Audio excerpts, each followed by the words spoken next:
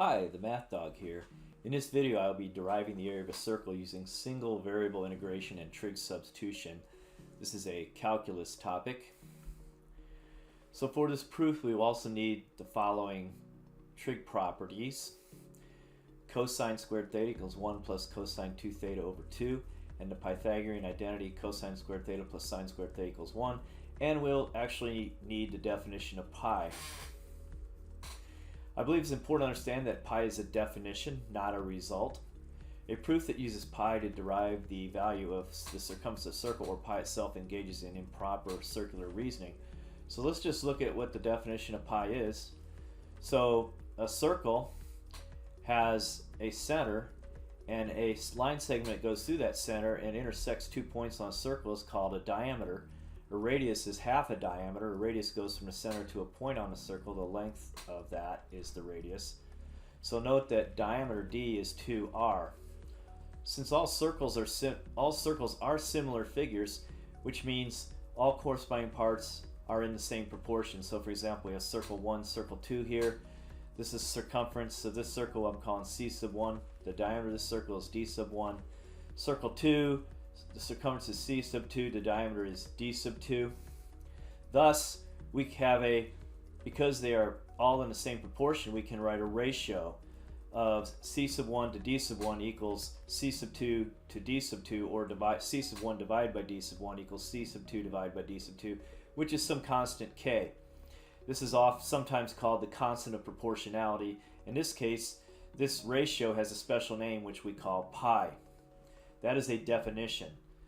So because of this, thus we can say circumference divided by diameter is pi, and from that, using cross multiplication, for example, we can immediately come up with the result. Circumference is pi times d. Since d is 2r, or 2r is d, I can also write c over 2r as pi. Again, using cross multiplication, I get c equals 2 pi r. Both these are ways to express the circumference of a circle of either diameter or radius. Diameter d or radius r. Okay? So the way I'm going to do this problem is I'm going to use trig substitution.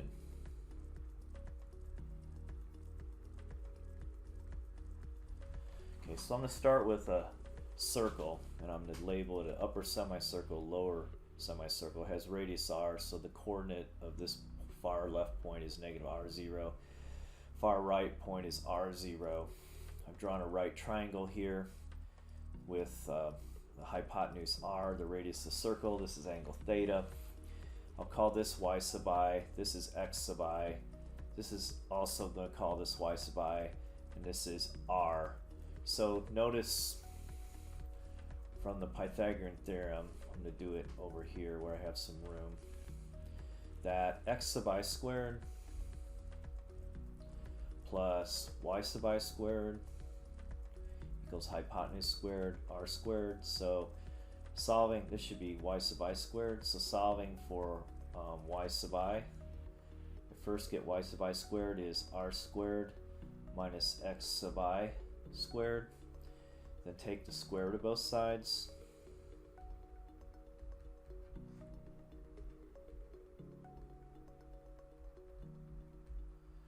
Remove the square root sign, I get y sub I equals plus or minus the square root of r squared minus x sub I squared. Okay, so I have the upper semicircle. That's going to be the square root of r squared minus x sub I squared. And the lower semicircle is going to be the negative solution, which is the negative square root of r squared minus x sub I squared. So what I do is that I'm going to take this entire rectangular section here, which is this thickness here is delta x sub I. So I'm moving over here where I have a little more room. So this is the ith slice. I'm slicing it vertically, and I'm going to add all these slices together. So what I'm going to do is I'm take the upper semicircle, the height of which, this upper semicircle right here, is y sub I, which is this. So I have, this is going to be the square root of r squared minus x sub I squared. Then I'm going to subtract from that, I'm taking the difference here to get this length, and that's going to be minus the lower semicircle, which is the negative of the square root of r squared minus x sub I squared. Okay, well that double negative makes that positive, so I get 2 of these. So I get 2 square root of r squared minus x sub I squared. And that's what the height, or that's what the value of f of x sub I is, which is this length right here. That's the height of the rectangle. Alright?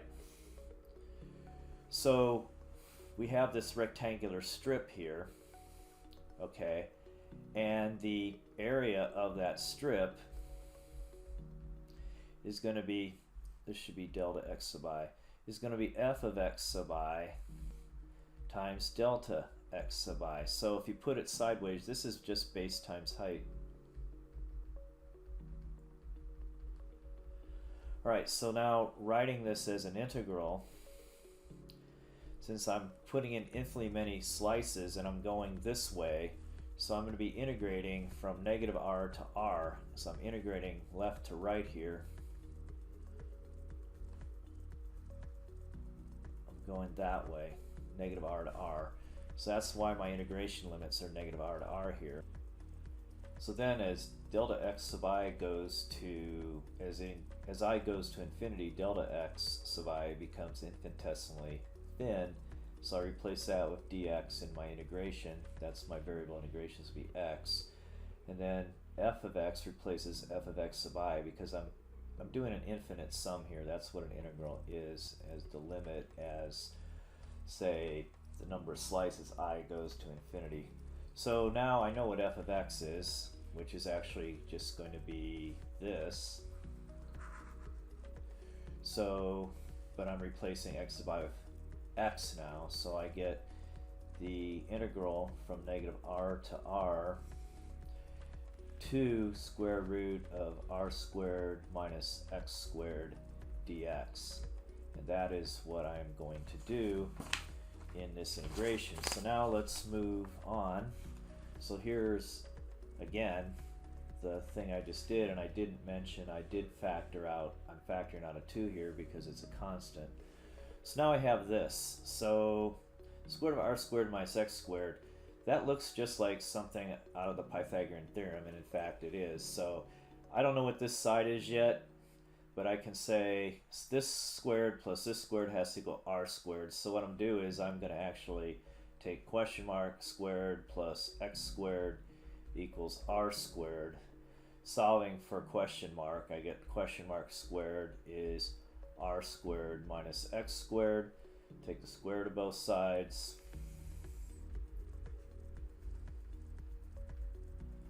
So I get question mark, and this is going to be a positive distance here. So question mark is square root of r squared minus x squared. So now I can replace question mark here with the square root of r squared minus x squared. Alright, so now we have some other things we can look at here and figure out, and we can do things with this triangle. So I know that, for example, sine theta from SOHCAHTOA, sine is opposite hypotenuse, so sine theta is x over r, which implies then if you cross multiply, x is r sine theta. Well, I'm going to take the derivative of that. So I'm taking a derivative with respect to theta.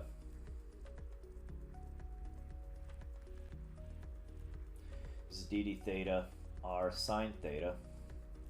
Well, r is a constant, so I can factor it out. So dx d theta is going to be equal to r times the derivative with respect to theta sine theta. Well, the derivative of sine theta is cosine theta. So get dx d theta is r cosine theta.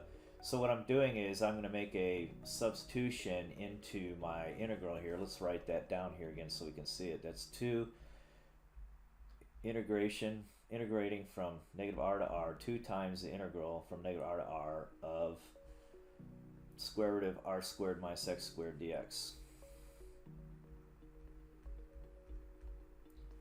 So I'm going to replace dx here with this, because I'm putting my new variable integration is going to become theta. So I'm going to have dx equals r cosine theta d theta. So now I can replace dx here with, I got the 2 still here, I'm going to leave these alone for a second, and I can replace this, x now is going to be replaced here with this, so this is going to become r squared minus r sine theta quantity squared. And I'm going to replace dx with this, so this becomes r cosine theta d theta. Okay, now my integration limits. So let's look here. So I've got sine theta equals x over r. So I'm going to move that down here. I'm going to manipulate that. So sine theta equals x over r. That means theta is equal to the arc sine of x over r. Okay, so let's talk about that for a second, because we're going to have to change our limits of integration. So I'm just going to draw a simple graph of sine where it's restricted for arc sine. So sine from negative pi over 2 to pi over 2 looks something like this. This is negative, this is positive 1, 0, negative 1, and sine looks like this between negative pi over 2 and pi over 2. Then it goes like this, etc. It comes up like this, but we're only concerned about this interval right here, and that's how you form the arcsine function. So remember, what does the arcsine mean? This means the angle whose sine is this. So the angle whose sine is negative 1 would be negative pi over 2. So arcsine of negative 1 is negative pi over 2. Again, the inverse functions, again, it helps to say this out. The angle whose sine is negative 1 is negative pi over 2. The angle whose sine is 1 is pi over 2. So we're changing our variable of integration here to theta, so we have to change our integration limits also. So I'm taking this expression, because now my integration limits are my integrations in terms of theta. So I replace x with, up here, I replace this becomes the arcsine of r over r, because that was r. So this is arcsine of r over r. Down here, this is the arcsine of negative r over r. Alright, so let's clean some stuff up. So I have an r here, a constant. I'm going to bring that out. Well, the arcsine of r over r is the arcsine of 1. Okay, so I'm not going to completely simplify this yet. I have that. This is the arcsine of negative 1. Okay, and then inside here I can factor out, this becomes, not going to factor out just yet, but take my time here. This is r squared minus r squared sine squared theta. Then I took out that r, then I have cosine d theta. Okay, I keep going here. So now I have 2r. The angle whose sine is 1 is pi over 2. We're putting this in radians. The angle whose sine is negative 1 is negative pi over 2. So these are my new integration limits. Now under the radical sign, I can factor out an r squared. So this is going to be 1 minus sine squared theta here. Okay, then this is times this should be cosine theta d theta, not cosine d theta. This is cosine theta d theta. So that's what this is here also. Okay, so now I can break this up into the square root of r squared times square root of this. So I'm going to put a parentheses there. So I can bring an r out here, but then I can bring it outside the integral sign. So this becomes 2r squared the integral from negative pi over 2 to pi over 2, the square root of 1 minus sine squared theta cosine theta d theta.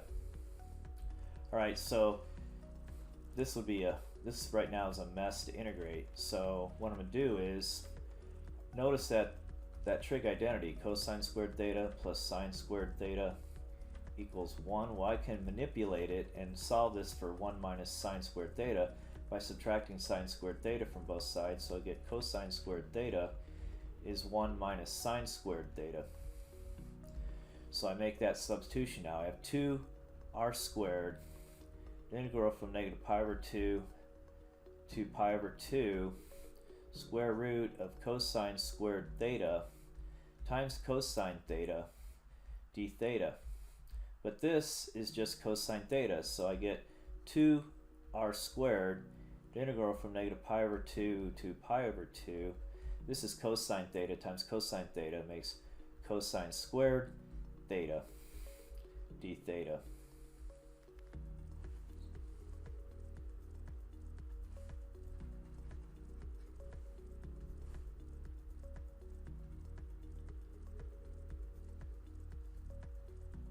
Okay, well, this is where the next trig identity comes in, because I know that we said earlier, I've proven this in another video, that cosine squared theta in fact equals 1 plus cosine 2 theta over 2. And why do I want to do this? Because this is really easy to integrate, not so much. So we're going to use this substitution here now. So I'm going to write this as 2r squared, the integral from negative pi over 2 to pi over 2, quantity 1 plus cosine 2 theta all over 2. Okay, now I'm going to pull this 2 out here. So I can factor this out. So this is 2 over 2r squared, the integral from negative pi over 2 to pi over 2. 1 plus, and I forgot to put the d theta here, 1 plus cosine 2 theta d theta. And just a little side note here, those who take an AP calculus, if you leave off your dx's, d thetas, they really mark you down on free response questions. So be sure you practice to put those in. Do not forget those. They really take points off for that. So 2 over 2, that's just 1. So this is r squared now. Negative pi over 2 to pi over 2, 1 plus cosine 2 theta d theta.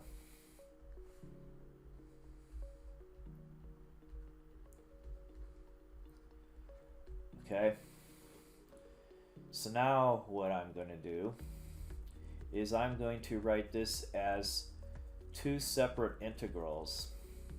Okay, well actually what I'm going to do is, so I'm going to write this as r squared times the integral from negative pi over 2 to pi over 2, and that's 1 d theta, so that's just d theta, plus the integral from negative pi over 2 to pi over 2 cosine 2 theta d theta.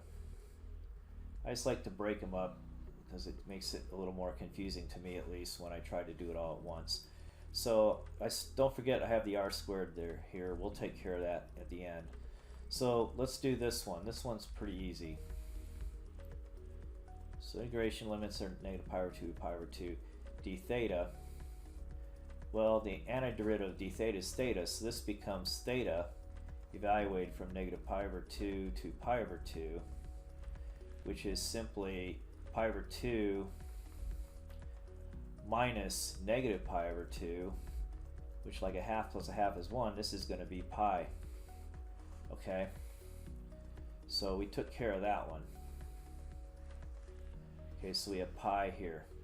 So now I'm going to take the other one, this one here, this part, and I'll take this down here.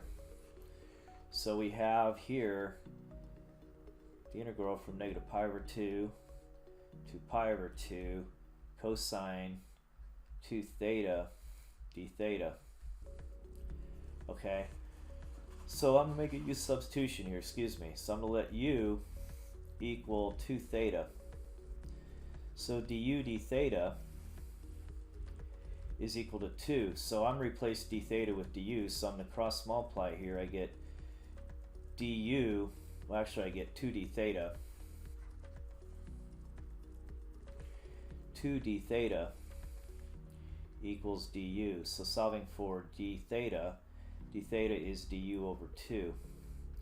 So I'm going to make that substitution here. Then I also have changed my integration limits. So these are thetas, but I got to change it to u, so we'll do that last. But this is going to become cosine u times du over 2. Now, this is 2 times theta, so I need to multiply both of these by 2. So 2 times pi over 2 is pi.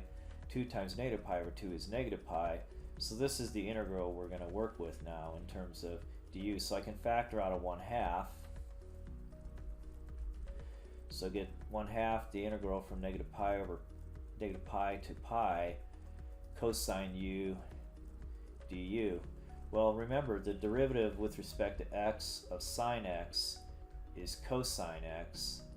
Therefore, the antiderivative, which is the inverse operation, antiderivative of cosine x dx is sine x plus some integration constant c. So this is going to be sine, and I forgot to put the u there. So that's cosine u du. So that equals 1/2 sine u evaluated from negative pi to pi. Well, that's 1/2 of sine pi minus sine negative pi. But sine pi is a 1/2 a turn, and on a unit circle the coordinates are -1, 0. So sine of 180 or sine of pi is 0, and negative pi is just going this way, same place, is also 0. So we get 1/2 of 0 minus 0, which is just 0. So we now have two results, 0 and pi. And our original problem again, as we had it last, was, let's take a look where we want to use this right here. So I've got r squared, the integral from negative pi over 2 to pi over 2, 1 plus cosine 2 theta d theta equals, the first part we found was pi, so we have pi plus 0. We actually have r squared times pi plus 0. Well, that's just going to be pi. That's not theta there, that's 0.